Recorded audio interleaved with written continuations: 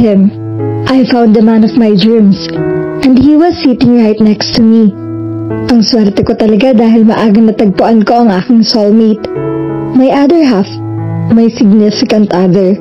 While some of my friends were still searching for the one person they would share their life with, I was basking in the glory of having found him without any major glitches. Maayos ang relasyon namin ni Vian. It was a picture-perfect meeting. We were in a party and our eyes met across the room. He walked toward me and introduced himself. We stayed glued all night and the rest, it was said, was history. Since that night, 8 months ago, we had been practically joined at the hips. Halos hindi na kami magkahiwalay. In love kami sa isa't isa. Naiinggit nga sa akin ng mga unattached pa rin na kaibigan ko. I knew I may sound a bit very overconfident, but nothing would ever go wrong with our relationship. But I knew whatever obstacles would come our way, we would be able to handle them together. That was how sure I was he was the one for me. Wow, Vian! Congratulations naman sa inyo. Nakakaingit talaga kayong dalawa. Napaka-smooth sailing ng relasyon nyo.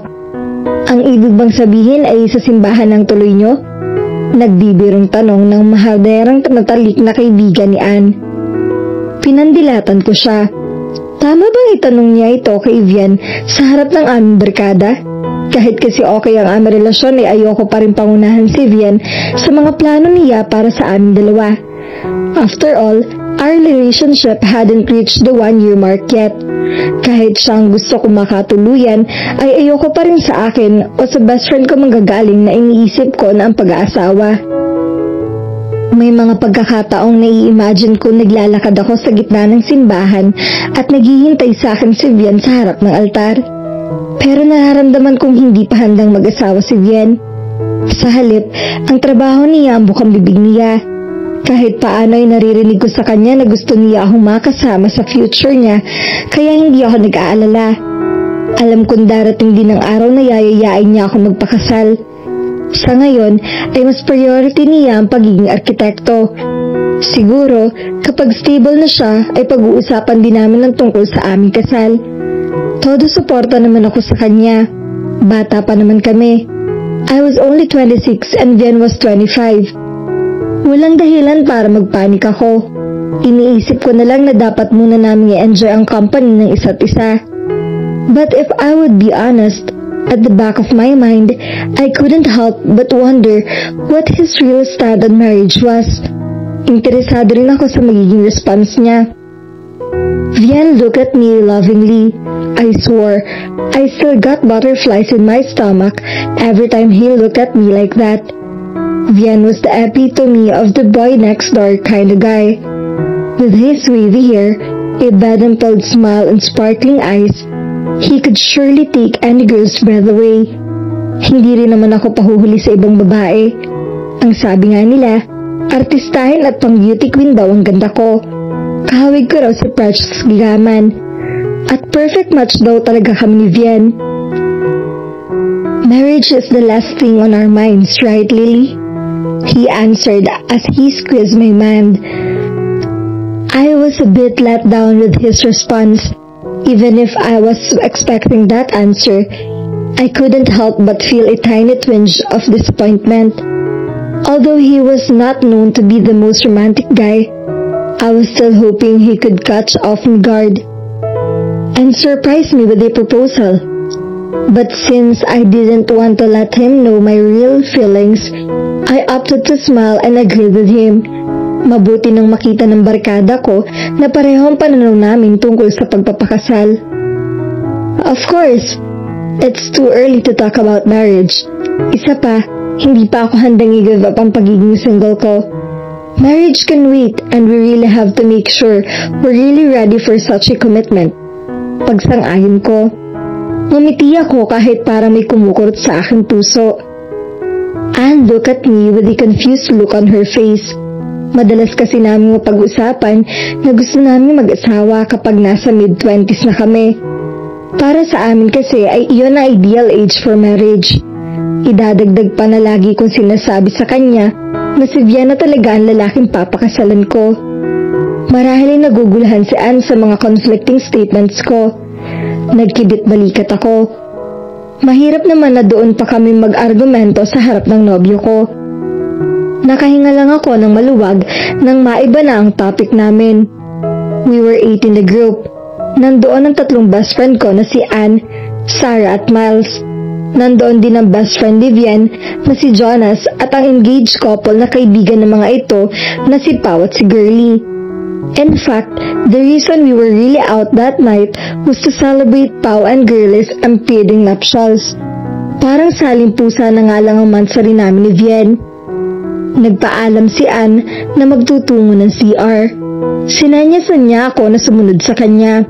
Nagpaalam din ako at tumayo mula sa aking upuan.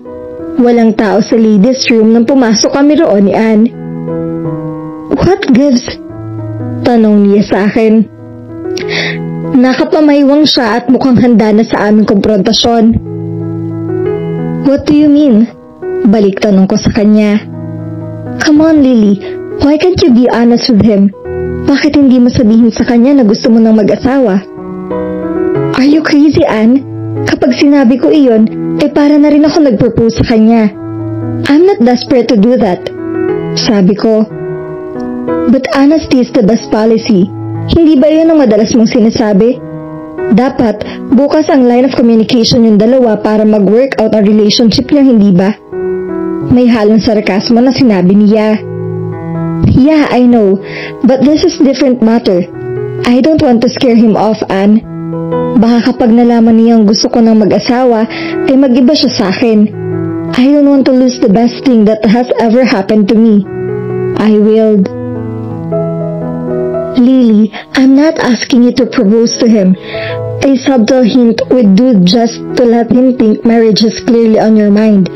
Baka gusto na niya mag-propose, tapos sinasabi mong hindi ka pa handa. Matatakot siya magsalita dahil baka tanggihan mo siya. Masakit yata sa ego yon." Tumango na lang ako. Naisip ko rin naman na may punto siya. Baka nga dahil sa pronouncement ko na hindi pa ako handang mag-asawa ay nagdadalawang isip si Vian na yayain ako magpakasal. Baka kasi naguguluhan lang ito o naghihintay lang kami. Hindi niya alam na sinabi ko lang iyon para hindi niya maisip na pinipressure ko siyang alukin ako ng kasal. Think about what I said, Lily. If you want him to be your groom, you better make a claim on him soon. Baka masulot pa siya ng iba. I just shrugged. I guess I had to think of a way to make Vian see I was more than ready to take the next logical step in our relationship.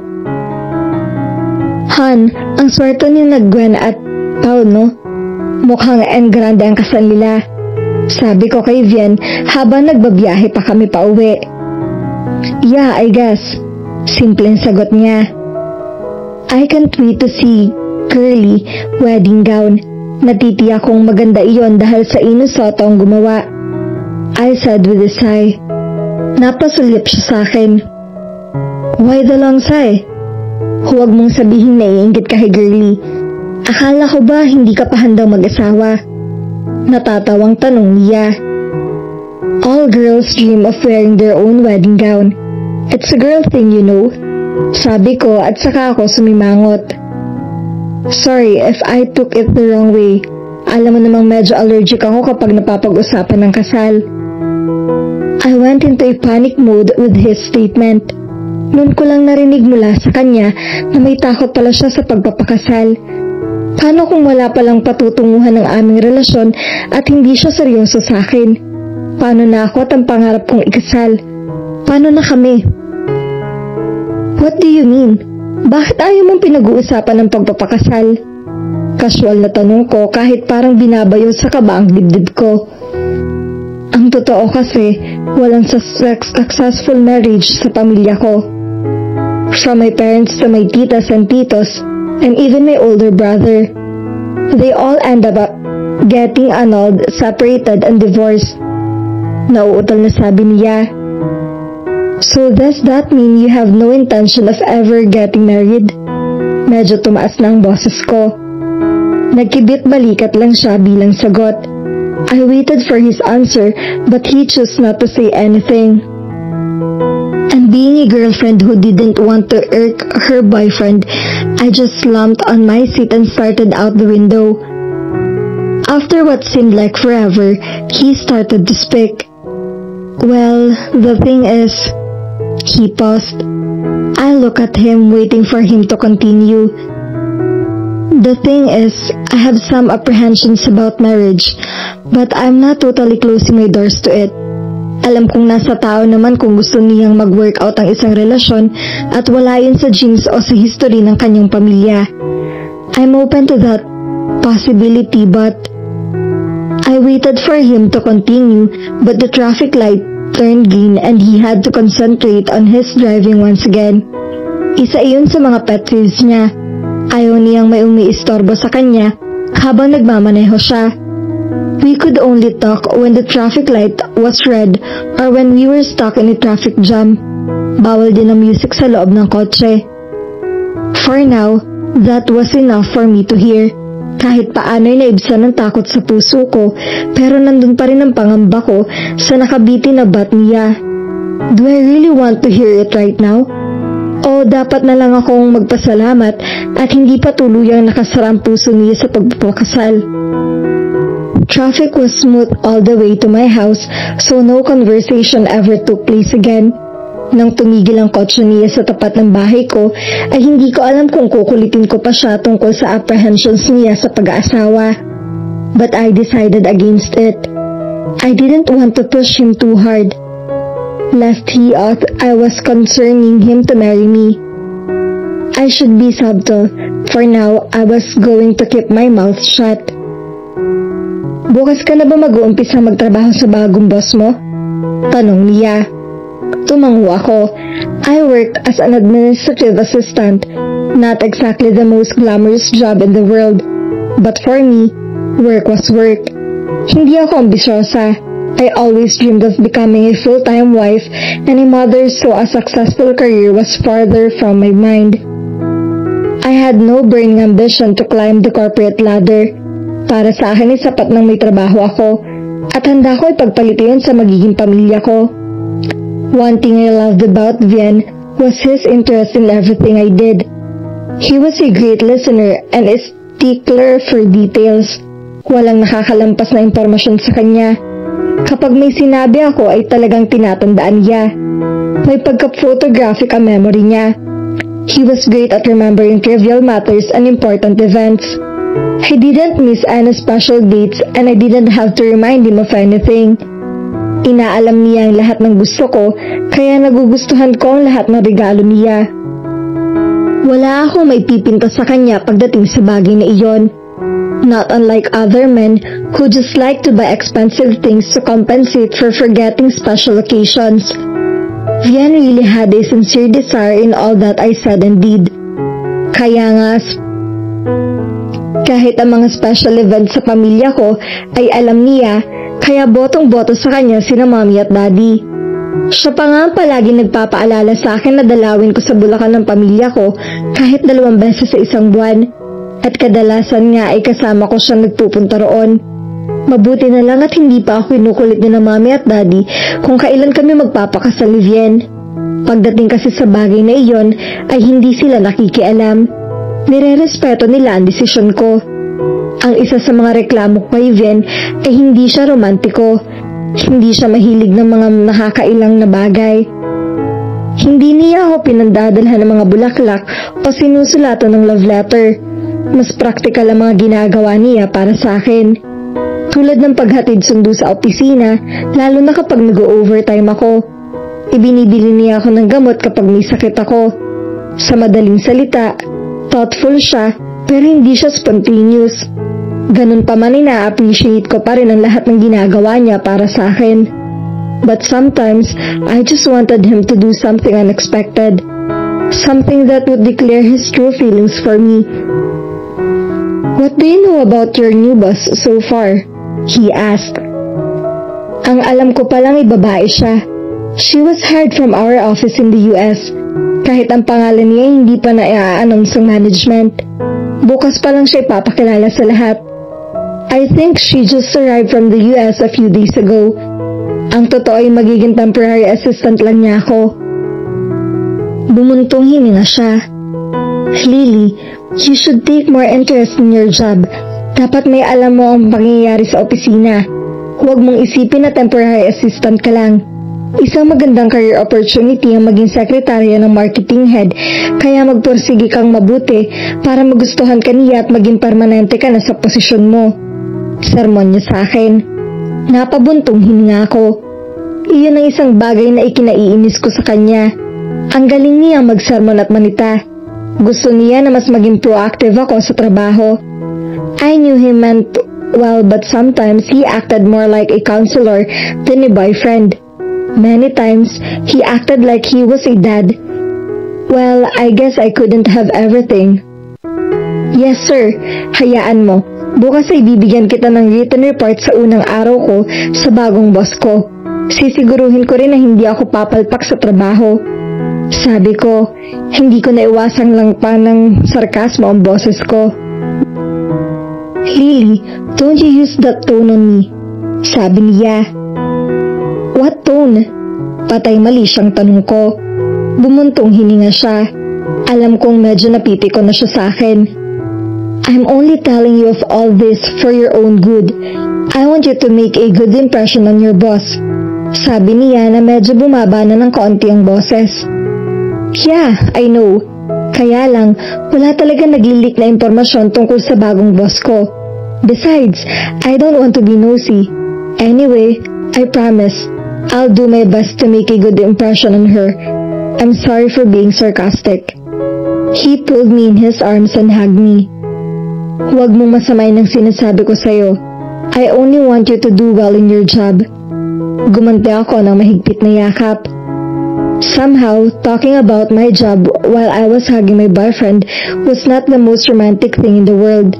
But then again, that was the way Vian was. Romantic gesture na para sa kanya ang magiging supportive sa trabaho ko. Inisip ko na lang na mga ganoong paraan lang niya ipinapakita ang mahal niya ako. I knew he was still lacking in the romance department, but all in all, I guess I could say he was a great boyfriend, so I had no reason to complain. After all, he was just looking after my best interest. Hindi siya kagaya ng mga naging nobyo ko na walang interes sa trabaho at sa mga kaibigan ko. Iba siya dahil kahit ang mga kaibigan ko ay naging kaibigan din niya. In fact, nag-merge na nga ang mga kaibigan namin. We were now a big happy group.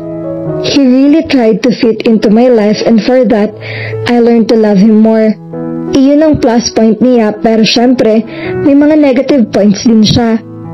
Maybe I was being too arrogant and smug when I said I had the perfect relationship because clearly there were issues between us and that we needed to talk about and work on. At isa sa mga bagay na iyon nga ngayon ko lang nalaman na pagiging hesitant niya tungkol sa pag-aasawa. Nevertheless, I still thought he was the one for me. It was just that if he wanted to really make it last, we needed to work on few things.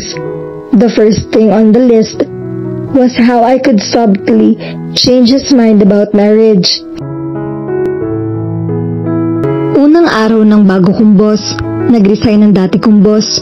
Kung saan-saan munang department ako na-assign habang hinihintay ko ang susunod na permanenteng posisyon ko. I felt like I was hanging on a thread here and I needed to work really hard to protect my position in the company. I worked at a pharmaceutical company and my new boss would be the new marketing head. Magkahalong kaba at excitement ang nararamdaman ko.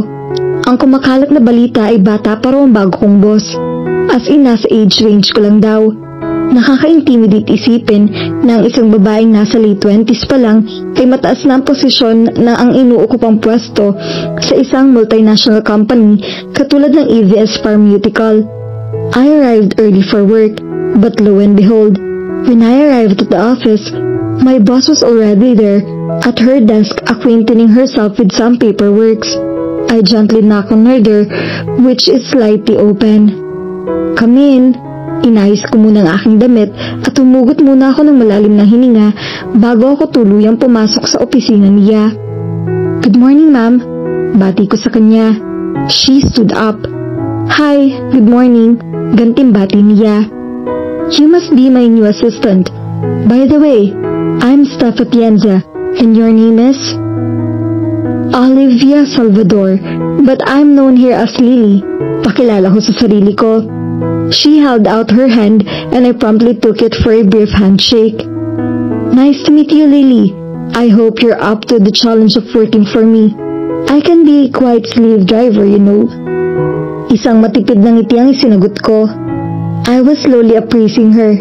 She had long straight hair and was wearing prescription glasses. She was wearing conservative business suit and a watch and pearl necklace as accessories. All in all, I could say she was one classy lady. Matangkad at maganda siya. Sa unang tingin nga ay mapagkakamalan siyang modelo. Halos magkasing edad lang kami. Ang tansya ko ay may 2 o 3 taon lang ang tanda niya sa akin. She exuded class and breeding, and I could tell she would be a very demanding boss to work for.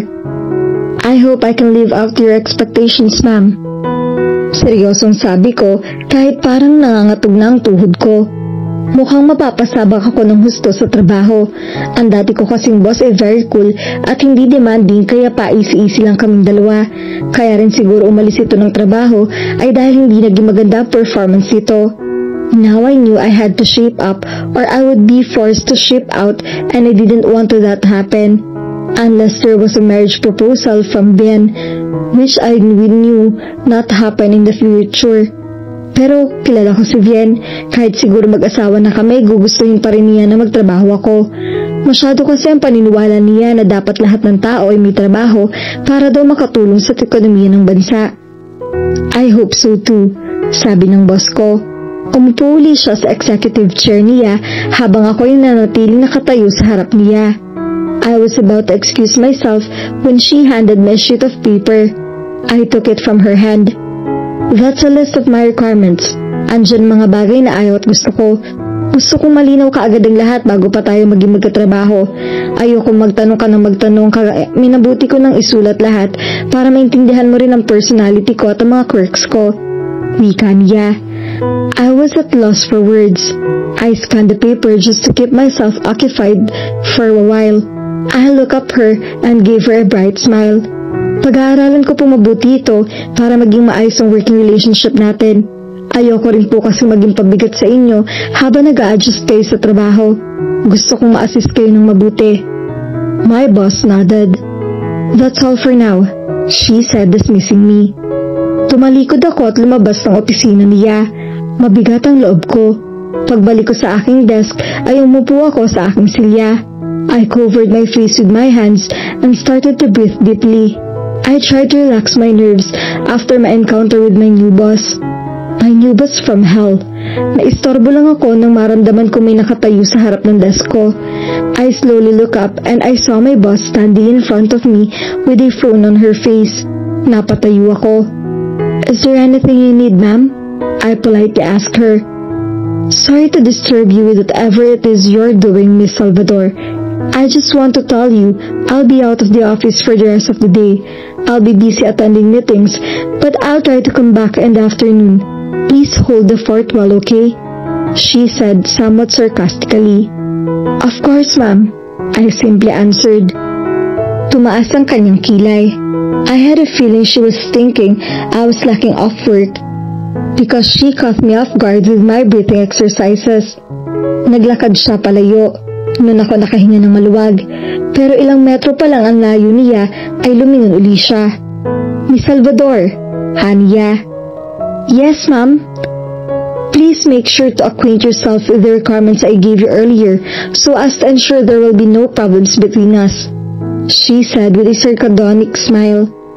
Then, without waiting for my answer, she walked away while I sat her dumbfounded.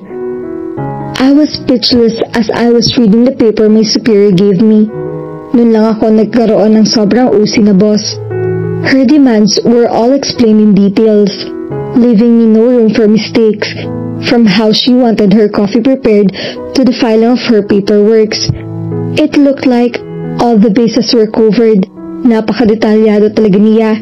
Gusto ko nang lukutin ng papel at itapon niyon sa basurahan, pero alam kong kapag ginawa ko iyon, ay ako rin ang mahihirapan. I couldn't afford to lose my job. I couldn't afford to go looking for another one because I had a lot of bills to pay. Magtatatlong taon na ako sa kumpanya at masasabi kong maswerte na rin ako dahil malaki na ang sweldo ko. Kapag nag-inarte ako at nag-resign, malamang ay back to square one ako. Sayang ang ilang taong binilang ko sa kumpanya pagkatapos ilalayasan ko lang dahil sa lecheng rules and regulations ng boss ko. Somehow, I knew I needed to make it work. Kahit paano ay may gusto rin akong patunayan sa kanya. Kung akala niya ay magpapa-intimidate ako sa kanya at madali akong panghinaan ng loob, ay nagkakamali siya. Hindi ako quitter. Ipapakita ko sa kanya na kaya ko rin makipagsabayin sa kanya sa sipag sa trabaho. Iyon ang vow ko ngayon, ang maging pinakamagaling na secretary at administrative assistant ni staff at Atienza. Nagpapasalamat ako at buong araw na wala sa opisina ang boss ko. Kahit paano ay napaghandaan ko ng susunod naming pagkikita. Now, I knew what she expected and intended to make sure she wouldn't be disappointed in me. Nagpa-photocopy pa ako ng rules and regulations niya para may kopya ako sa aking bag. Pakiramdam ko kasi dapat ko mamemorya iyon nang wala siyang masabi sa akin. I intended to be a professional in her presence, so I had to make sure to be one of those all the time. Habang nagmemeryenda ako sa cafeteria ay tumawag sa cellphone ko si Vian. Nakagawian na namin na magtawagan kapag lunch break at coffee break para i-update namin ang isa't isa sa mga nangyayari sa amin. Siguradong curious na siyang malaman kung sino ang bago kong boss. Han, how was your boss first day? Sa tingin mo ba'y magkakasundo kayo? Bungad na tanong niya sa akin. I drew a deep breath. Tumayo ako mula sa upuan at lumabas ng cafeteria. Nagtungo ko sa fire exit. Doon ay tiyak na wala makakarinig sa sasabihin ko. Han, she's from hell. Sumbong ko sa kanya. Bakit mo naman nasabi yan? Ang dami niyang rules and regulations. Sa tingin ko, kabibilangin niya ang bawat kilos ko. Baka nga pati pagbaba niyo ko ay monitor niya. Tumawa siya. Naparaning ka na naman. Give her a chance. Malay mo, very organized at stickler lang for details ang boss mo. Pero mahusay pala siya makisama at marami ka matututuhan sa kanya. Kapag kuwani sabi niya, napabuntong hininga ko. Siya, susubukan ko siyang pakibagayan. Iyon naman talaga magiging role ko rito. Ang dapat mag-adjust at hindi siya. Kung bakit kasi nag-resign pa si Mr. Santos. Sige, para naman magaan ang loob mo, susunduin kita mamaya. Ititreat kita ng dinner sa restaurant na gusto mo. Thanks, hon. Matamlay na sabi ko. Cheer up. Kayang-kaya mo yan. Remember, I'm your number one fan and cheerleader, okay? Somehow, what he said made me smile. Pakiramdam ko ay makakaya ko lahat basta kakampi ko siya. Kisihod ang devil personified pa ang boss ko. Ang mahalaga ay masaya kami ni Vian at higit sa lahat ay mahal niya ako. Thanks for your word of encouragement, Han. See you later. Then we hung up and I promptly returned to my desk. I was preparing myself to leave for the day. Mabuti na lang at hindi na bumalik ang boss ko kaya walang pagpigil sa akin na umalis sa oras. Pero kahit buong maghapong wala siya ay makailang beses siyang tumawag. Marahil chinecheck niya kung nasa pwesto ako at hindi naglalamyarda lang kung saan sa ang mesa. Mabuti na lang din at wala pa masyadong tawag para sa kanya. Inireport ko lang sa kanya ang ilang personal calls na dumating para sa kanya. Pumasok ako sa opisina niya para ilagay ang ilang taong mensahe para sa kanya. Kinuha ko talaga ang kumpletong detalye at maayos na isinulat ang mga iyon, as in according to her wishes na nakadiagram pa sa listahan na ibinigay niya sa akin. Nang makita kong maayos na ang lahat, ay bumaba ako sa lobby. Nag-text na sa akin si Vian at sinasabing hinihintay niya na ako roon.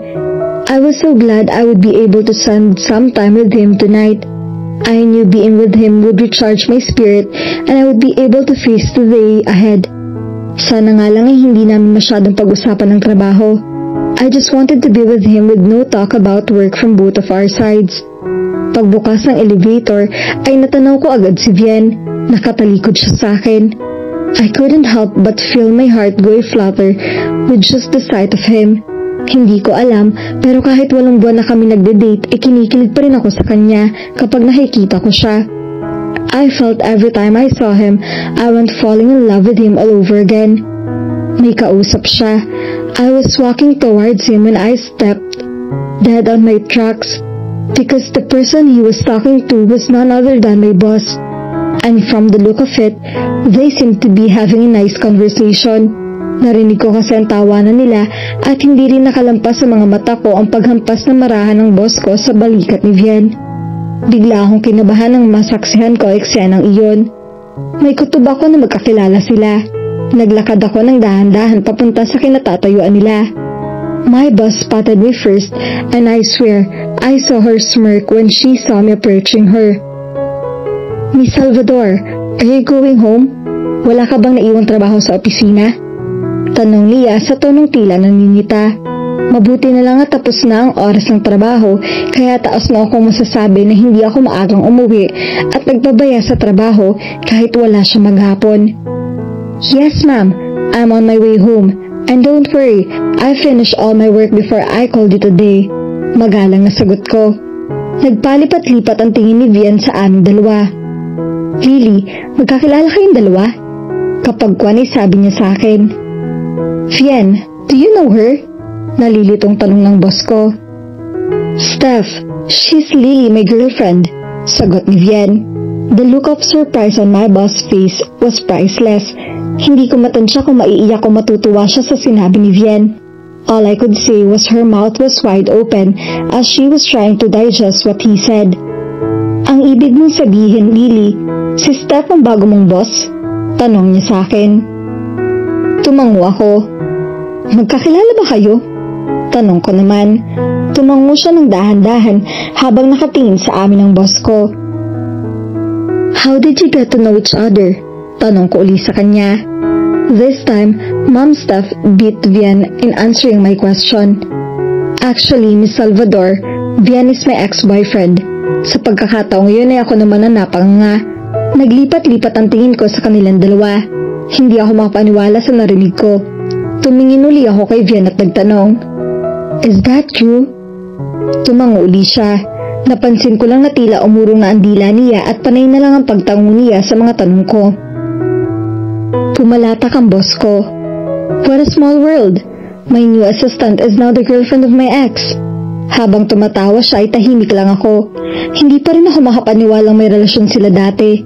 When Vian and I started dating, he refused to talk in details about his past relationships. Hindi rin niya ako inobligang ikwento ang mga past relationships ko. Basta ang alam ko ay mayroon siyang naging 2 short-lived relationship at isang serious girlfriend bago ako dumating sa buhay niya. Ang sabi niya, nagtagal sila ng 4 taon na dating nobya niya at tatapos lang ang kanilang relasyon na magpasya ang babae na magtrabaho sa ibang bansa. Hindi ko matiyak kung ang boss ko ang tinutukoy niya o isa ito sa mga short-lived relationship niya. I didn't want to ask that question in front of her. Just the thought they had a relationship left a bitter taste in my mouth. Let alone knowing my boss was the girl Vian loved deeply for 4 years. Ma'am, mauna na kami ni Vian. May lakad pa po kasi kami. Sabi ko. Humawak ako sa braso ni Vian. Hindi ko alam kung bakit ko nagawa iyon. I wasn't the showy type of person, but with my boss around, I just wanted to stake my claim on Vian. Siguro gusto ko lang ipamukha sa boss ko na wala akong pakialam sa naging relasyon nila noon ng nobyo ko. Ang mahalaga ay kami na ni Vian ngayon. At kahit pa nagkita uli sila, hindi nangangahulugan na babalikan siya ni Vian. Vian, nice to see you again. I'm hoping we could catch up one of these days, my boss said sweetly. I like that. Hayaan mo tatawagan ko ang barkada para sabihin nasa bansa ka na para magkita-kita tayo. Sagot ni Vian. Napatingin ako sa kanya. Abat may dila pa rin palang isang to. Kapag ang boss ko palang kausap niya ay naging articulate siya. Pero kapag ako ay tango lang siya ng tango. Sa inis ko ay hinila ko na siya para matapos ng usapan nilang dalawa. We were about to go and my boss stopped us. I may be imposing on you two, but I would really like your company tonight. I just came back after 3 years and you're the first available people I could have. Can I invite you both for a dinner? Imbita sa amin ng boss ko. Kung hindi ko lang siya amo, ay baka naingudbud ko ng mukha niya sa sahig. Hindi ba naiaalam na nakakasagabal niya sa amin ni Vian? The nerve of this woman. But I was confident Vian would turn her down. Ngiti-ngiti ako sa kanya habang hinihintay ko ang pagtanggi niya. Kung okay lang kay Lily, I would like that, he answered. He looked at me expectantly and I gave him a sarcastic smile. Inalis ko na ang kamay ko sa braso niya. Tama bang akong ilagay niya sa alanganin at akong magdidesisyon ni Mia kung tatanggapin namin ang alok ng boss ko? He was putting me on the spot and I detested him at that moment. Dahil alam niyang hindi ko pwedeng tanggihan ang boss ko. Tiyak na iisipin ng boss ko na apektado ako dahil nalaman ko ang romantic history nila ni Vian. At marahil iisipin ng boss ko na nagsiselos ako kapag tumanggi ako at malamang din na pag-initan niya ako sa trabaho kapag hindi kami sumama. At para hindi ako lumabas sa kontrabida sa eksenang iyon ay napilitan na rin akong pumayag. Sure, simpleng sagot ko. That's settled then, let's go. Masayang sabi ng boss ko. I was about to reach for Vian's hand when my boss bit me into it. Siya ang pumulupot sa braso ni Vian at sabay silang naglakad habang ako ay iniiwan sa likuran nila. Lumingon sa akin si Vian. He gave me an apologetic smile. I didn't smile back. I just shrugged and let them lead the way. Habang nauuna silang lumalakad ay hindi ko maiwasang matakot at mainis. I had the feeling something would go wrong. Not only in my job but also in my love life. I could tell that with Steph back, there would be trouble in paradise between Vian and me. I felt the third wheel during dinner. Ako ang nobya ni Vian, pero pakiramdam ko ay akong saling pusa sa aming date. Masayang kakwentuhan niya ang boss ko. He looked animated and full of life. I was beginning to get pissed off by their behavior. Kung pwede lang ako mag-walk out ay ginawa ko na. Pero kailangan ko rin isipin na matakas naman ako sa boss ko ngayon. Bukas ay tiyak na magkikita uli kami. She was still my boss. I had to keep that in mind. Kaya kahit gusto ko nang maghumarentendo ay hindi ko magawa. I had to keep calm and cause no scenes. Ayoko ring ipahiya si Vian at baka isipin ng boss ko na wala akong bleeding. Are we boring you, Lily? Tanong sa akin ni Ma'am Steph. Humiti pa ito. I had a feeling she knew I wasn't happy with our situation, but since I couldn't give her my honest opinion, I had no choice but just smile. Han, I'm sorry for boring you with stories of people you don't know. Hingin pa umanhin ni Vian. Nagkibit balikat ako. Sige, tuloy niyo lang yan. Alam ko matagal na kayong hindi nagkita at marami kayong namiss sa isa't isa. Sagot ko. Pakiramdam ko ay martir ako habang sinasabi ko ang mga katagang iyon. Kahit inis na ako, ay hindi ko magawang magtantrum. Sino ba kasing babae ang papayag na makasama sa isang dinner date ang ex-girlfriend ng nobyo niya at maging tau-tauhan habang masayang nag-remini sa mga ito? Ako lang yata. Ang ipinagtataka ko lang ay kung bakit tila naging manhid si Vian. Dati kasi, isang tingin ko lang sa kanya ay alam na niya kung pikon o galit na ako. Pero ngayon ay tila dadma na lang siya sa akin. Nakatuon lang ang pansin niya sa boss ko na lalo lang nagpainit ang ulo ko. When they both felt they already acknowledged me, they turned their attention back to each other, leaving me once again alone with my thoughts. And to be honest, my thoughts weren't exactly happy and pure. Dahil ang akala kong quality time namin ni Vian ay naging bangungot para sa akin. Kaya sa isip na lang ako nakakaganti sa boss ko. Sinasabunutan at pinagtatadyakan ko raw siya sa aking imahinasyon. Sa paraan na iyon lang naiibsa ng pagkayamot ko. Kahit paano nakatulong iyon para ma-relieve ang stress ko. Kahit kunwari abala ko sa aking kinakain, hindi ko pa rin maiwasang makinig sa kwentuhan nila. Ayon sa napagtanggitagni ko, magkakasa-eskwela sila dati. They seem to have the same circle of friends, and when my superior head, Pao, and Gwen were getting married, she squeaked in delight. Mayroon din mga kinakailalang mga taong pinag-uusapan nila, like old professors and other school friends. Talagang itsapwera ako at hindi ako makasabad sa usapan nila. May oras din na kahit paano isinisingit ako ni Vian sa usapan. Pero dahil bad trip ako, ay one-liner lang ang sagot ko. Habang ang boss ko naman ay gandong-ganadong ikwento ang mga karanasan niya sa Amerika. Ipinagmamalaki niya ang mga achievements niya. Marahil ay gusto rin niyang malaman ko na hindi siya pipitsuging bae. That she was a cut above the rest. At dahil curious ako sa pinagmula niya, ay nakinig ako ng maigi. Mabuting marami akong alam tungkol sa kanya at nang mahuli ko rin ang kiliti niya para hindi niya ako pinag-iinitan sa trabaho. Mom Steph was polite to ask about us, how Vince and I met, how long we had been dating. Panay lang ang tango niya habang nagkakwento si Vian. Vian looked intently at me as he told her our story. Siguro gusto lang niya akong i-assure na kahit kasama pa namin ang ex-girlfriend niya, ay ako pa rin ang nasa puso niya. I could tell he was so happy as he was narrating our love story. At kahit paano'y nawala ang pag-aalinlangan sa puso ko. Tinanong ni Vian ang boss ko kung may nobya na siya o kasal na. I have a boyfriend but he's in the US. My boss answered with a laugh, looking at me. Was she secretly trying to tell me I shouldn't worry she would take Vian away from me? Nakahinga na ako ng maluwag. At least, alam kong committed na rin ang boss ko, kaya mas makakatulog ako ng mahimbing. Siguro naman ay wala siyang balak na lokohin ng nobyo niya. It was getting a big late and I didn't know how to break off their conversation. Inaantok na ako at kailangan ko pang gumising ng maaga kinabukasan. Kailangan akong mauna sa opisina para walang maipinta sa akin si Ma'am Steph. It was a good thing Vian looked my way and I gave him a signal. And this time, he was able to get my message loud and clear. Steph, it was really nice seeing you again, but I guess we have to call it a night. Pare-pareho pa tayo may pasok bukas. Sabi niya. Hiningi niya sa waiter ang cheat namin. Humugot siya ng pera mula sa wallet niya, pero naunahan siya ng boss ko. Iniabot ni Miss Steph sa waiter ang credit card niya. Ako ang nag-imbita sa inyo, at nasira ko pa ang date nyo, kaya ako dapat ang taya. Giit ng boss ko.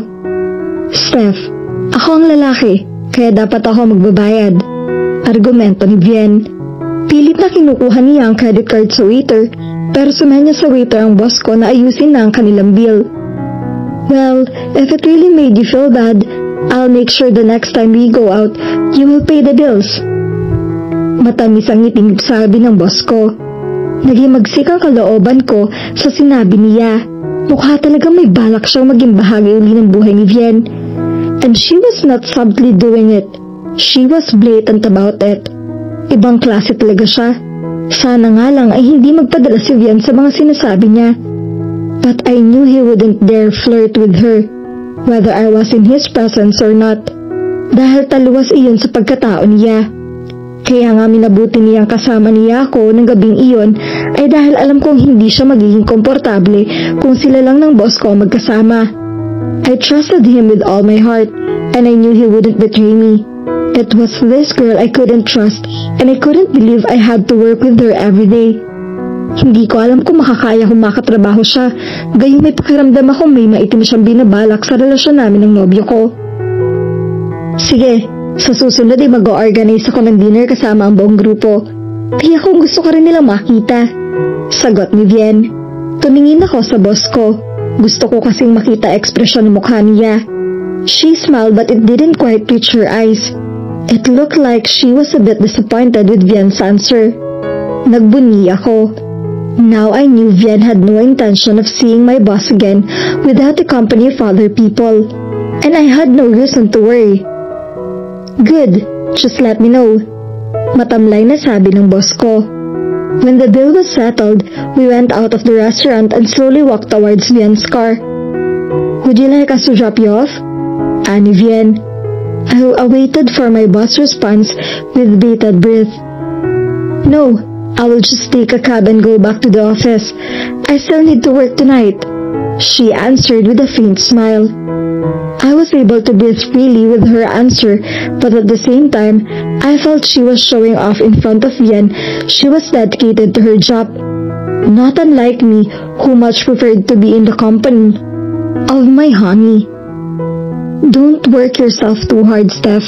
Unang araw mo pa lang sa trabaho, kaya hinay-hinay ka lang, okay? Anyway, you have the best assistant in Lily, so you'll have no problems with all the other work that needs to be done. Ay delegate mo lang kay Lily at tiyak na magagawa niya ng maayos iyon. Pagbibida ni Vian habang nakaakbay siya sa akin. Matipid na ngiti lang ang isinagot ni Ma'am Steph. Ayaw siguro niya magkomento tungkol sa mga kapasidad ko sa trabaho na hanap ni Vian. I knew she would just try to patronize me to be on the good side of Vian. Sige po Ma'am Steph, mauna na kami. Paalam ko. Ginagap ni Vian ang kamay ko. I felt protected with his gesture. Maybe it was his way of showing her we were together and my boss' sudden appearance in our lives wouldn't change anything between us. With our hands clasped together, we headed for his car. Kapwa kami tahimik ni Vian habang nasa biyahe. To say I was shocked with the recent turn of events in my life, be it personal or professional, was an understatement. Hindi ko malayang nasa tapat na pala kami ng bahay namin. Are you pissed off with me, Lily, for letting Steph invite us to dinner? Mahinahong tanong niya. Bumuntong hininga muna ako bago siya hinarap. Well, you could say that. Ang konsolasyon ko na lang ay kasama mo ko nang mag-dinner kayo. I'll be more pissed off you if you went out with her without me. Kinabig niya at niyakap ng mahigpit ako. I'm sorry, Han, for putting you in an awkward situation. Baka kasi hindi ako tigilan ni Steph kapag hindi natin pinaunlakan ng paanyaya niya. Inisip ko rin magandang pagkakataon iyon para makilala mo siya sa labas ng opisina. Just the same, I know it was hard for you, so I'm really sorry. Dahil sa mga sinabi niyang iyon ay naibsan na ang sama ng loob ko sa kanya. I knew his intentions were pure when I was first to accept my superior's invitation. As usual, he was just looking out for my best interest, although I must admit I felt a pang of jealousy when they were having their conversation. Don't worry, you're forgiven. Pero curious lang ako. Si Steph ba ang isa sa dalawang short-lived romances mo? O siya yung kaisa-isang naging long-term girlfriend mo? He drew a deep breath, then looked straight into my eyes. Well, I guess you have the right to know. Si Steph ang naging long-time girlfriend ko. We were together for 4 years before we broke up 3 years ago. Masasabi mo na ba siya ang babaeng minahal mo ng lubusan noon? Tumango siya. Aaminin ko sa'yo na talagang minahal ko si Steph. I was really devastated when she left for the US to pursue her dream. Hindi ko siya masundan dahil ang sabi niya ay mas gugustuhin daw niyang makapagsimula ng walang naiwan dito. She wanted a clean slate, so she broke off with me. No amount of convincing could make her change her mind. In the end, I gave in and let her go. Malungkot na saad niya. Since we're being honest here, Vian, I just want to know what you felt when you saw her tonight. To be honest, Lily, I'm happy to see her. Sa loob ng 3 taon ay lagi kong naiisip kung ano kaya nangyari sa kanya. I'm really glad she seems to have fulfilled her goals and dreams. May natitira ka pa bang feelings para sa kanya? Mapangahas na tanong ko. Tumawa siya bago sumagot. If you're worried, I will crawl my way back to her. I'm assuring you now, it won't happen. I might have loved her then, but I love you now. It's over between us, he declared confidently. What if she wants you back? That's silly. Narinig mo naman na may nobyo na siya. Quite worrying, Lily. Steph is nothing but a friend for me now. Paniniguro niya. Are you always chummy with your ex? Tumawa uli siya. Han, Steph and I go a long way back. Wala naman kaming masamang pinagsamahan. Well, except for the breakup. But I've moved on, and so has she. Kung ano man ang galit o sama ng loob ko sa kanya ay wala na iyon. I'm way past crying over her. For me, she's just someone I used to love and nothing more. You don't really love her anymore? He leaned over and gave me a kiss on my forehead. Han, if I'm still in love with her, I wouldn't have dared gone out with her. Believe me, she's nothing to me now. Is that a promise? That's my promise. So don't worry, because it's you I love now, he answered. Hindi ako makatulog ng gabing iyon. My thoughts were all about Vian and Steph. Hindi sila maalis sa isip ko. Kung ano-anong senaryo naglalaro sa imahinasyon ko.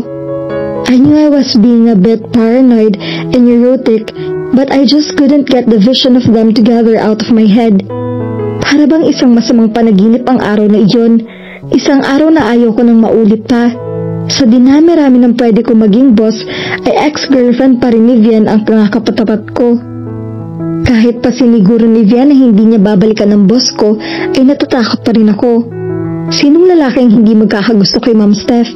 Bukod sa maganda at matalino, ay successful pa siya sa kanyang karir. Medyo may insecurity na lumalabas sa katawan ko. I couldn't help but feel I was lacking when I compared myself to her. I considered myself pretty and people said I had nice personality, but I still feel inadequate when compared to her. Mabuti na lang at may nobyo na siya, kaya nabawasan ng kaunti ang pangamba ko.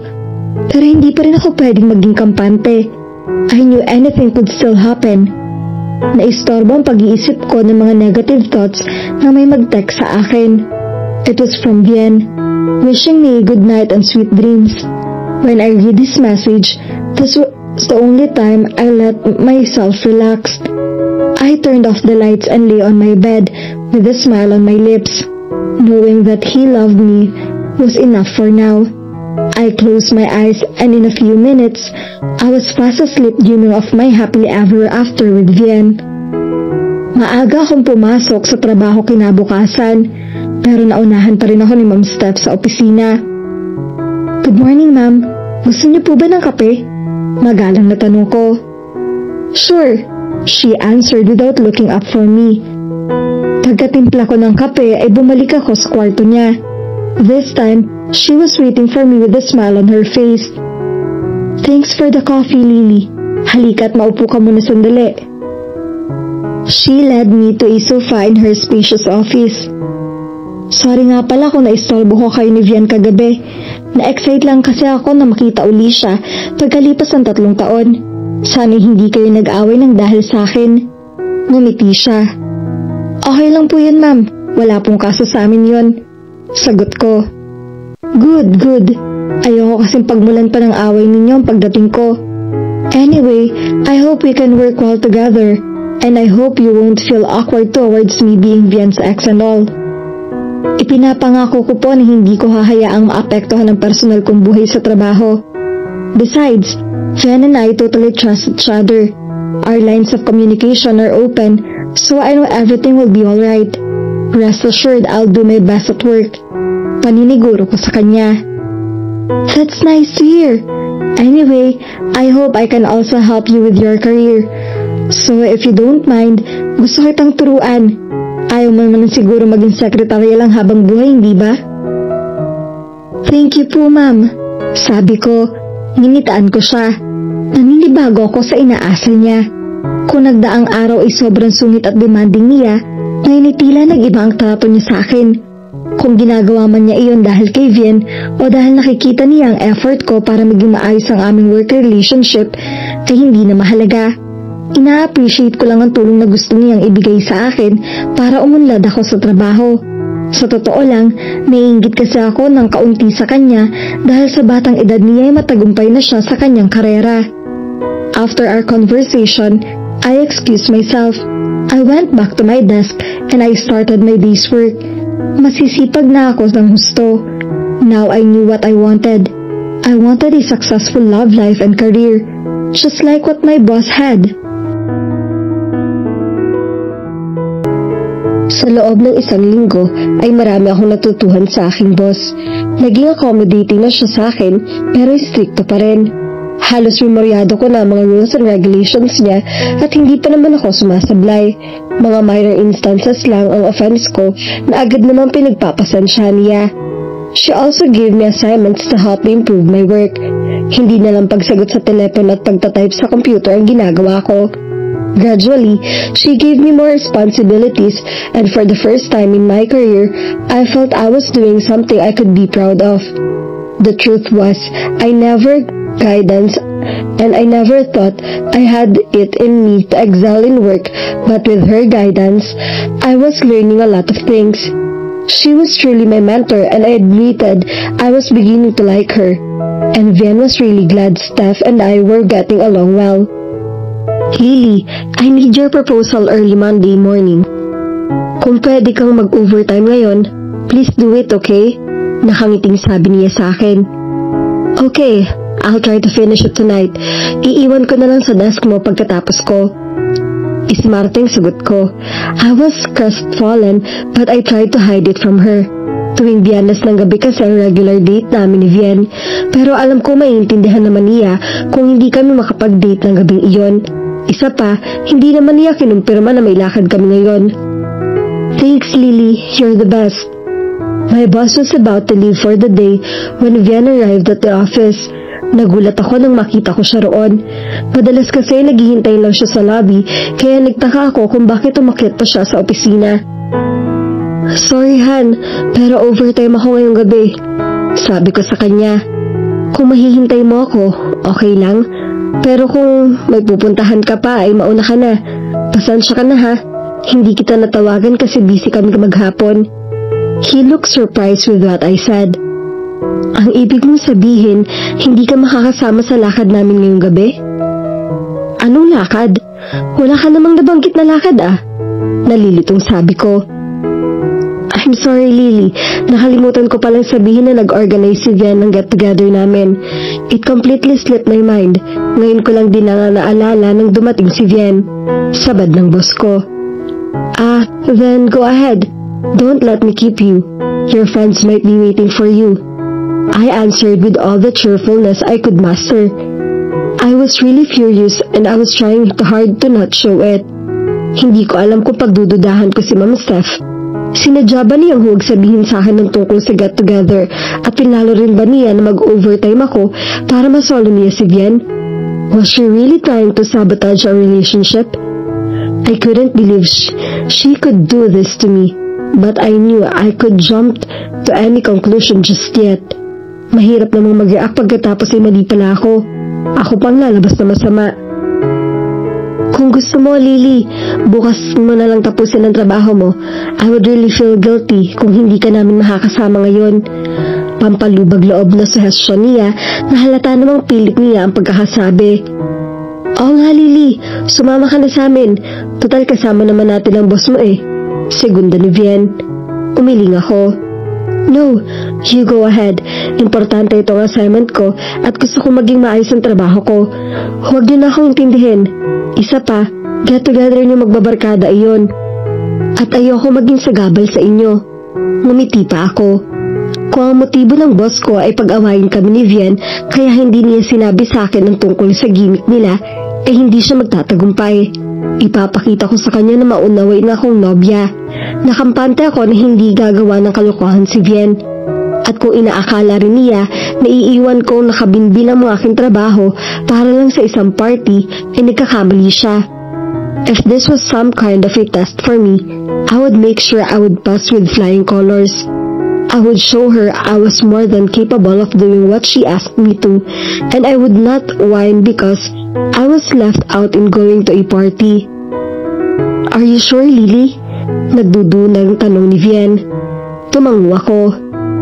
Tawagan mo lang ako kapag tapos ka na rito para masundo kita, okay? Vian, don't worry about me tonight. Just have some fun with your friends. I'll be fine. Paniniguro ko sa kanya. But he couldn't wear and hear for it. Call me up and I'll be here in a flash. I smiled and nodded. Well, then I guess we have to go. Anang boss ko. Thank you for all your hard work, Lily. I know you do a great job. And don't worry about Vian. I'll keep an eye on him. Nagbibiro sabi niya. Thanks, ma'am. But you don't have to do that. Vian knows I trust us completely. I retorted with the most saccharine smile. As soon as they left, I continued my work. Inalis ko muna sila sa aking isip. Ayoko kasi maapektuhan ng mga alalahanin ng trabaho ko. Isa pa, kapag hindi ko nagawa ng maayos ang trabaho ko, ay pupunahin ako ng boss ko. I had an inkling she wanted me to fail. Ewan ko ba, pero biglang nagbalik ang pagdududa ko sa kanya. Malakas ang kutob ko na may ibang plano siya para sa akin. Noong una pa lang kasi ay mabigat na ang loob niya sa akin. Nadagdagan iyon nang malaman niyang nobya ako ni Vian. Siguro mabait lang siya sa akin kapag nagre-reklamo ako kay Vian tungkol sa kanya, ay siya lang ang kinakampihan ng boyfriend ko. Bumuntong hininga ako. It took me 5 hours but I was able to finish the proposal. Masaya ako sa accomplishment ko. Tatawagan ko na lang si Vian para magpasundo at nang sa ganoon ay makapag-late dinner na rin ako. But his phone was unattended and when at last someone answered, it wasn't Vian. It was Mom Steph. Hi Lily, Vian can't come to the phone now. He's indisposed at the moment. Anong ibig sabihin nyo? May nangyari bang masama sa kanya? Saang restaurant kayo nandun? Susundan ko na lang riyan. Natatarantang sabi ko. Lily, calm down. He's okay, so don't panic. Mukhang may nakain siyang bawal sa kanya, kaya nagkaroon siya ng allergic reaction. Dinala namin siya sa ospital. Pagkatapos niya magamot ay nag-volunteer akong iuwi siya. Paliwanag niya. What? Allergic reaction? How is he now? You took him home? Bakit hindi na lang siya nagpahatid kay Jonas o kay Paulo? Vian has his car, so I drove him to his place. Tinulungan ako ni na Paulo. Nabuhatin siya pero nagpaiwan lang ako sandali. Hindi agad kita matawagan dahil baka mataranta ka lang. We just took him home so he can rest more comfortably. Don't worry, he's already sleeping. Okay, then I'm on my way there, sabi ko. There was no way would I let her stay the night in Vian's condominium unit. Ayokong siya magisna ni Vian bukas ng umaga. I knew Vian had some allergies from certain types of food, so I waited to be the one to take care of him. After all, ako may karapatang manatili sa tabi niya dahil ako ang nobya niya. Lily, he's already sleeping and I'll be leaving in a while, so there's no reason for you to rush to his side. If you need to go home, then go ahead. Nevertheless, I'll be coming over. Mariing sabi ko. Tama bang pigilan niya akong pumunta sa condominium ng boyfriend ko? Lily, I thought you trust Vian so much. Why are you getting jittery because I'm here with him? Because it's you I don't trust. Nalingaling sabihin ko. Kung hindi ko lang siya amo ay baka kung ano nang masasakit na salita ang nasabi ko sa kanya. Pero kailangan kong pigilan ang sarili ko kahit unti-unti nang nauubos ang pasensya ko sa kanya.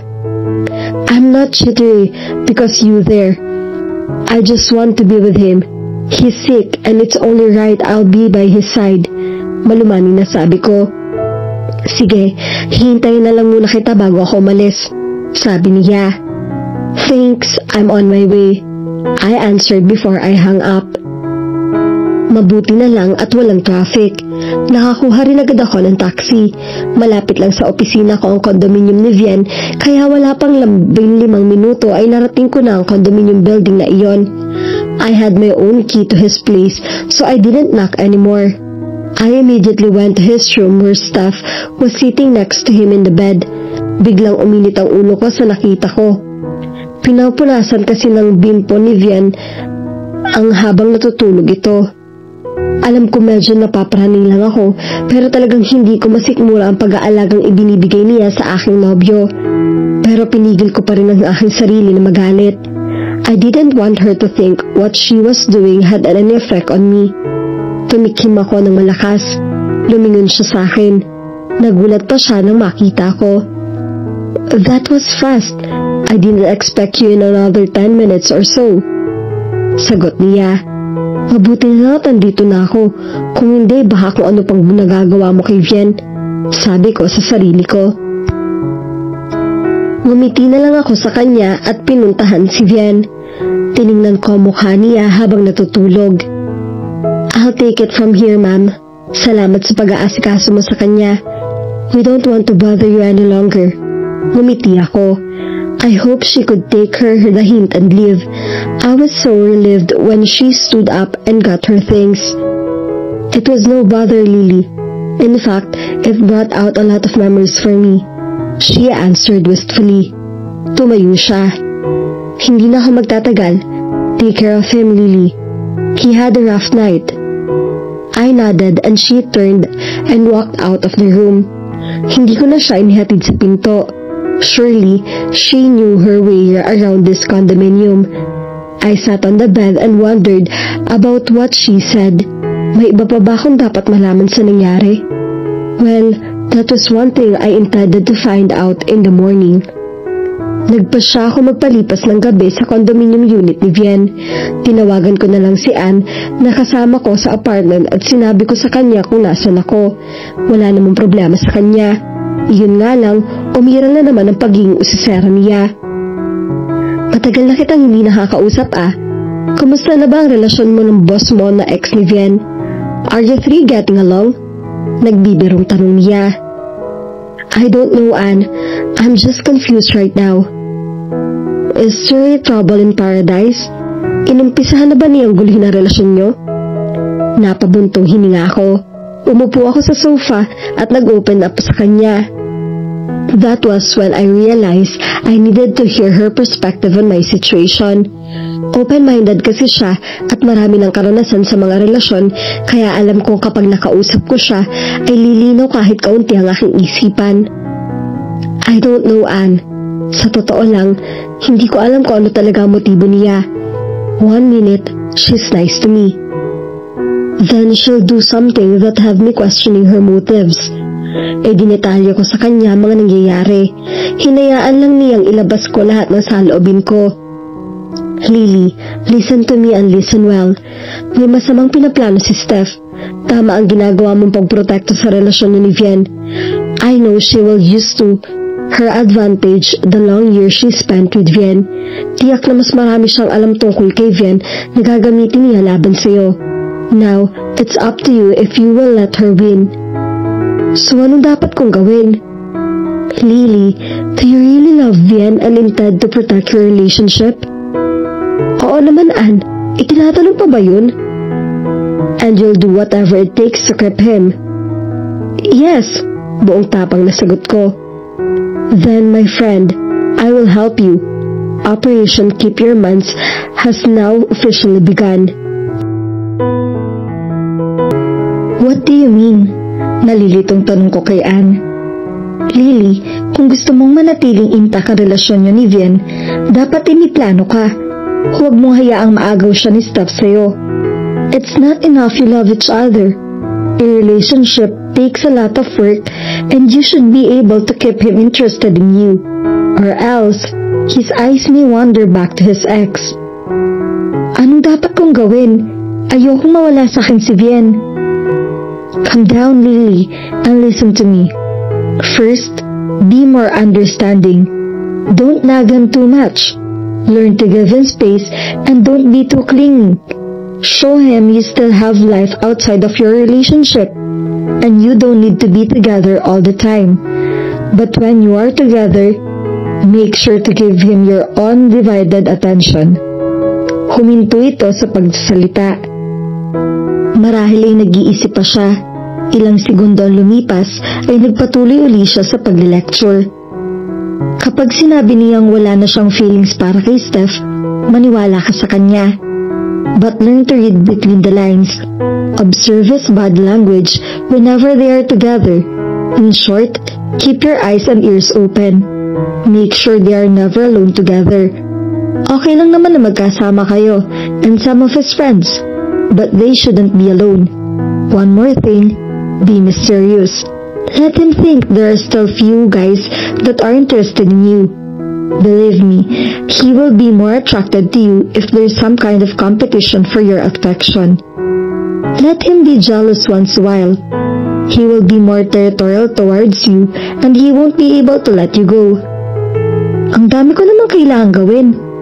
Do you think they will work? Kung sa tingin mo ay karapat-dapat siya sa pagmamahal mo, kailangan mong gawin ang lahat para manatiling buo ang inyong relasyon. Ang tanong ko sa'yo, karapat-dapat nga ba siya? Of course! Walang kagatol-gatol na sagot ko. Then, do whatever it takes to keep him. Inihanda ko ang almusal para sa amin ni Vienne nang marinig kong umuungol siya mula sa loob ng kwarto niya. Hindi ko isinara ang pinto para marinig ko kung gising na siya. Pinuntahan ko agad siya para tingnan ang kalagayan niya. Nakaupo siya sa kama. Nakapikit siya habang tutup ang ulo. Okay ka lang ba, Vien? Tanong ko. Dumilat siya at tila nagulat pa nang makitang nandun ako. Lily, anong ginagawa mo dito? I'm here to take care of you. Tumawag ako sa cellphone mo kagabi.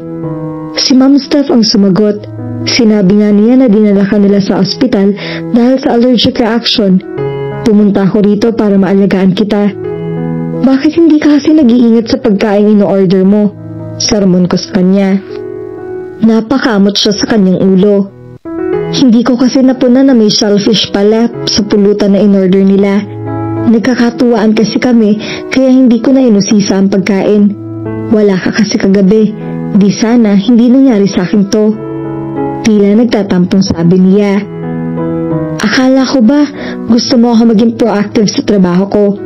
My boss is expecting a lot from me.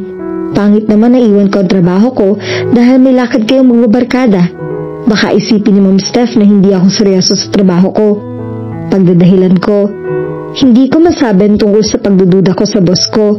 Ayoko kasing isipin ni Vien na may masama akong iniisip laban sa dating nobya niya. Tiyak na hindi niya magugustuhan niyon. Yeah, I know. I really missed you last night. Kung pwede ko nga lang sanang iwan ng mga yon at puntahan ka sa opisina ay ginawa ko. Naglalambing na sabi niya. Sus, at ng bola pa to. Sige na, mag-ayos ka na at nakahain ng almusal. I look at him and he was smiling sheepishly. Tumayo siya mula sa kama at hinagkan niya ang ako sa mga labi. Thank you for taking care of me. Niyakapan niya ako. I savored that moment. Hindi kasi siya nature ang maging malambing. But then, something entered my mind.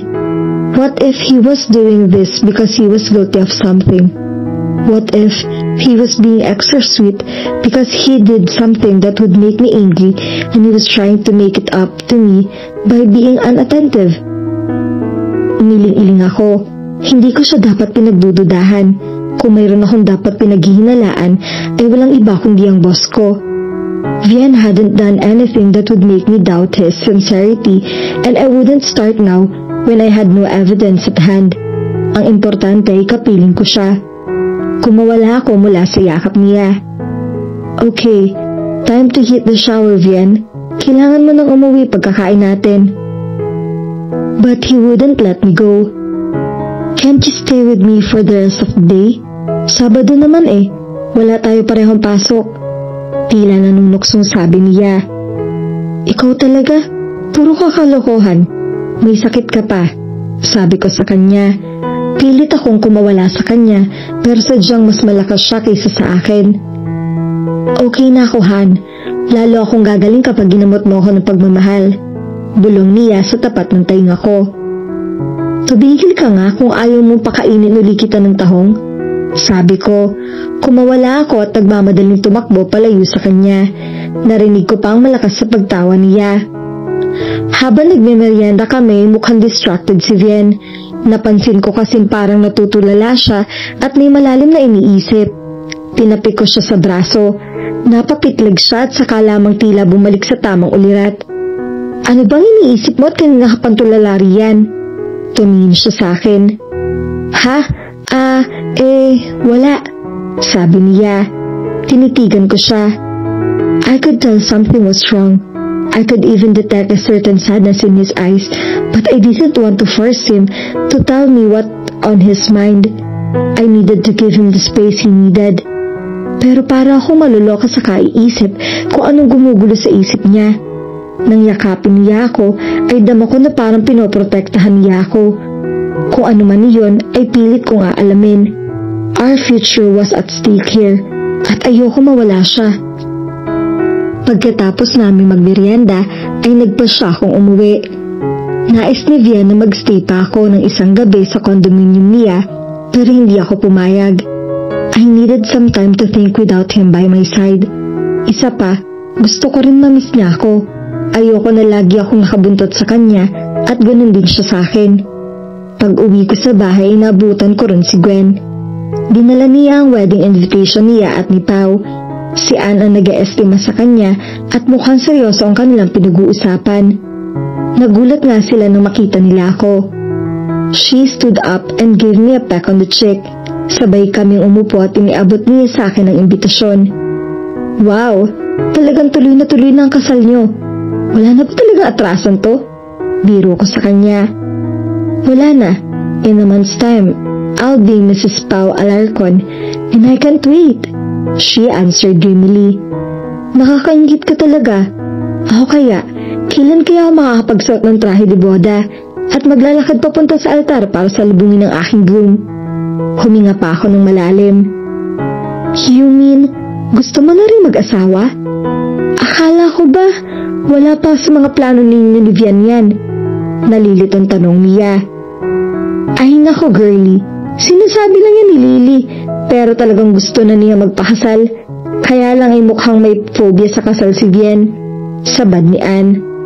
Pinandilatan ko siya. Tiyak na makakarating kay Vian ang usapang iyon. Walang lihim si Pau sa isa't isa, kaya pihadong kahit padaplis may kwekwento iyon niya. Nagulat din nga ako sa sinabi ni Vian nung isang gabi na career muna ang priority niya. Samantalang nung college madalas niyang sabihin na gusto niyang mag-asawa ng maaga para makaubuo agad siya ng isang pamilya. Being a child of a broken home, he longs for a family of his own. Ako naman ang nagulat sa sinabi niya. Hindi ko alam na ganun pala ang pananaw ni Vian noon tungkol sa pagpapakasal. Bakit biglang nagbago ang isip niya at tila malabo pa siya mag-asawa ngayon? I couldn't help but to blurt out what on his mind. Talaga? Iyon ang sinabi niya noon? Pero bakit ngayon tila wala pa sa isip niya na mag-settle down? Tanong ko. Hindi agad siya sumagot. Para bang tinatansya pa niya mga sasabihin. Lily, alam ko may mga bagay na hindi ninyo pa napapag-usapan o sadyang inililihim niyo ni Vian sa isa't isa. I know I shouldn't be the one to tell you this, but I'm getting worried about Vian. Bakit ka naman nag-aalala? May nangyari ba kagabi na dapat kong malaman? Hindi siya sumagot. Halatang may gusto siyang sabihin sa akin, pero tila nag-aalangan siya. Pero dahil siguro na umpisahan na niya ang kwento, kaya nagpasya na siyang ituloy iyon. Well, tumigil uli siya. Halatang nagdadalawang isip na naman. Come on, tell me what you know and I won't use it against you. Paghihimo ko sa kanya. Curly drew a deep breath and looked at me intently. Lily, alam mo dating may relasyon sina Steph at Vian, hindi ba? Tumango ako. Bakit unti-unti pa niya ang pagtatapat? Baka lalo lang akong atakihin sa puso sa pagiging tentative niya sa sasabihin. The thing is, hindi lang sila basta mag-boyfriend. Anong ibig mong sabihin? Nauubusan ako ng pasensya. They were engaged to be married. Nakahanda na ang lahat sa kasal nila. They were just waiting for the wedding. When Steph threw a bombshell on Vian, it was 3 months before the wedding when she walked out on him. Ang sabi niya, mas priority niya ang career ambitions niya. Bata pa naman daw sila at kung talagang sila magkakatuluyan ay magkikita sila. Naniniwala siya na kapag nangyari iyon, ibig sabihin lang sila talaga nakatakda para sa isa't isa. Steph told me in confidence last night she wants Vian back. She said she wants to claim what is rightfully hers. Hindi ako makapagsalita. Ayaw rumihistro sa aking isipan mga sinabi niya. What? Sinabi niya sa'yo yun? Sabi ni Anne. May nasabi rin kaya siya sa kanya si Vian? Hindi ko alam kung nagpapahiwatig na siya kay Vian kagabi. Tiningnan niya si Gwen. Mali ako nang kita na tinawagan kay gabi para ipaalam na nangyari kay Vian. Ayoko kasi makialam. For that, I am asking for your apology. Mabuti na lang at nagpumilit kang pumunta sa kondo niya. Kung hindi baka naiskatuturan na ni Steph ang maitim na binabalak niya. Sa tingin mo ba, gusto rin ni Vian na mabalikan niya si Steph? Tanong uli ni Anne. Iyan ang hindi ko masasagot. Sa nakikita ko kay Vian, kaibigan na lang ang turing niya kay Steph. But you'll never know. Kung ako lang ang tatanungin, he's much better off with Lily. After what Steph did to him, I don't think he's capable of trusting her again. But then again, Steph can be persistent and Vian may fall for her again. Pero ang sabi ni Steph ay may boyfriend na siya at malapit na nilang i-anunsyo ang kanilang engagement. Sa wakas ay nanginginig na sabi ko. She says she's willing to break it off with him and start over with Vian. But Vian told me he was already way over her.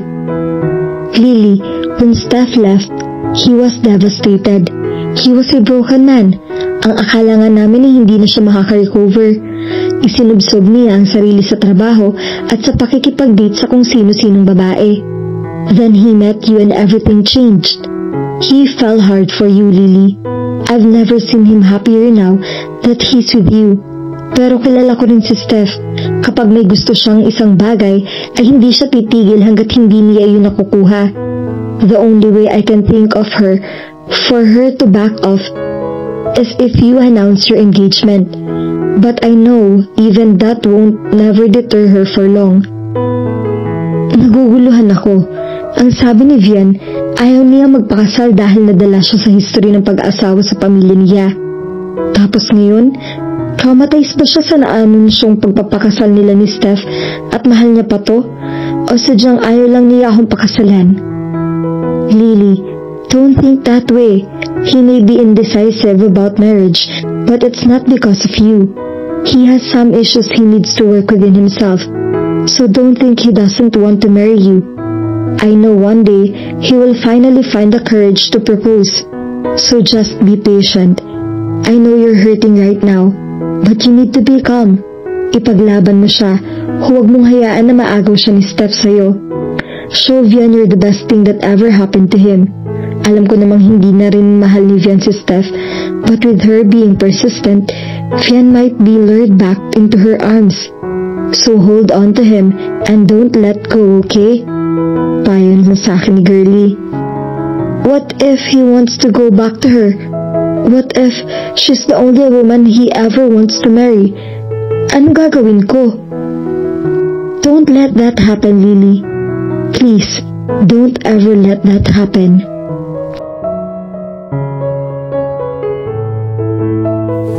At dito na po nagtatapos ang ating kwento. Sabay-sabay po nating abangan ang susunod na kabanata. Maraming salamat po. God bless and stay safe.